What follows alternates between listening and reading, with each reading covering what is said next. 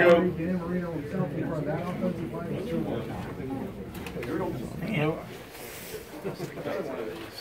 Okay, very nice.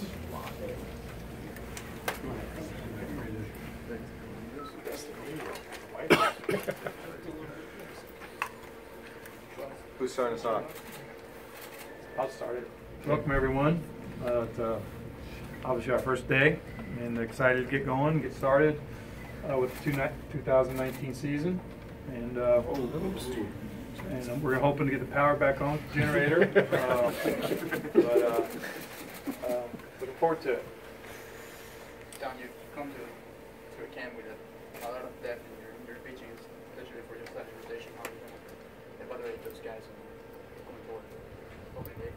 Well, let's go through the process of getting a look at everyone. There's a lot to do. These first 5 days for us we feel like pretty important to be able to put a lot of things in for the pitchers.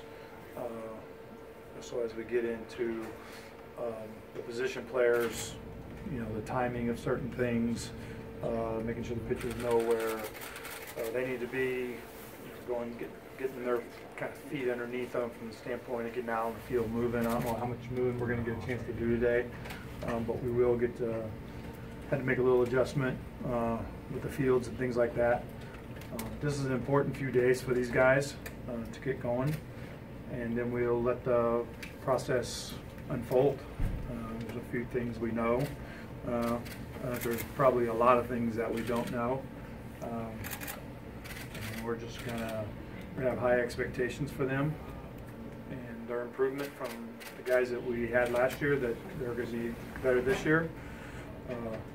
And then it's exciting to be able to get our eyes on some of our young guys, and then also some of the guys that we brought in from other organizations and some non-roster guys also to look at. So it should be a healthy competition to see what we have and how it's going to unfold. When Derek spoke on Monday, he was asked a question about, you mentioned high expectations, that's why I asked this. He got asked about the external low expectations for this club. And I know the outside noise isn't supposed to matter, but where is that line between using that as fuel and not letting it affect your thinking too terribly much, what the outside world might think?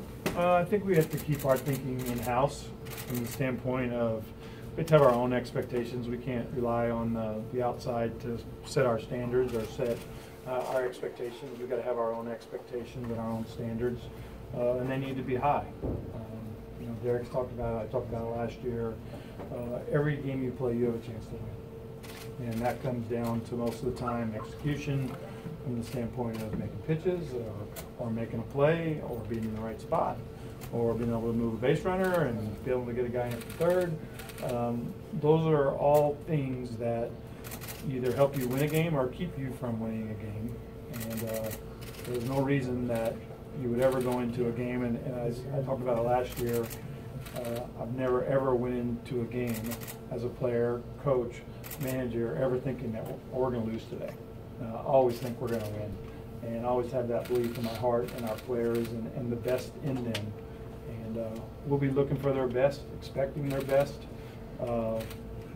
trying to hold them accountable to their best. Don, and Derek out there, do you, in more years than past, do you lean on the Prados, the Straleys, some of those older guys help bring along some of the young prospects? I think your veteran guys are very important to a club. I think having the right kind of veteran is very important, especially with a young club. You need to have veterans that are willing to share experience, that are good examples for guys in their work habits and their preparation, and just dealing with the season. There's a lot of ups and downs of the season. Obviously, guys that have been through multiple seasons, been through multiple situations, have a lot to offer. And you need veterans that are willing to share. If they're not willing to share and help the young guys, then they're usually not a veteran that's very good for our young club. Derek the other day also said that he's an impatient guy preaching patience. And where do you stand? How is that different for a manager? He's obviously looking long term. Do you have to look at this different than he does? I don't think Derek's pretty clear. He has to have a plan that he sticks with, and that is going to be best for the organization over the long haul. He's talked about building the organization from the ground up, with a solid foundation to get us to a point where we're able to compete for a championship every year. And so I think that is one thing that he'll keep in mind. But then you get to the other side of it, and you have to have high expectations for your players to be the best they can be, and that getting back to the same thing, that you can win a game every day, and that's a possibility.